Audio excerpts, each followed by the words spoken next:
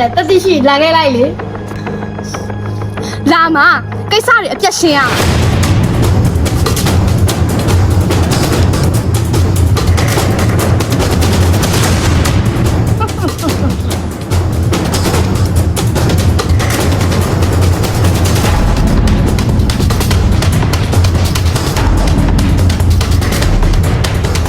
ဒီနာတော့ယူပါခင်ချာရှင်နဲ့ကျမကိုနေဘလို့ပတ်သက်နေရလဲမောင်နဲ့တို့နဲ့တိတ်ရုံဝင်လက်ထပ်ပြီးသားကိုပြောတော့ရှင်နဲ့ကိုနဲ့ကမောင်တော့မပါဆိုမင်းနဲ့မောင်နဲ့ပတ်သက်တော့သူကစရသိပြီးသားဒါမဲ့ကိုကကျမပဲချစ်ပြီးသားကိုစိတ်ထဲမှာကျမပဲရှိတာအန်တီရဲ့မင်းကစိတ်ပဲပိုင်တာတို့ကလူပါပိုင်တာကလေးမရဲ့ရှင်မကရှင်ခန္ဓာကိုယ်ပဲပိုင်လူပဲပိုင်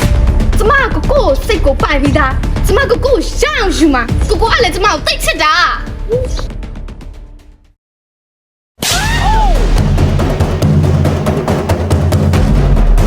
မင်းလူနဲ့တော့လူသွားလဲတိုကီမဆိုင်ဘူးမင်းကိုမင်းကနိုင်အောင်ထိတ်သူများမိရင်လည်းဖြစ်ရတာကြာမကောင်း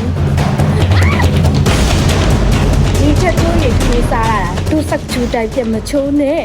ကိုမမရရင်ရှင်းလို့ကမပါခေါ်မယ်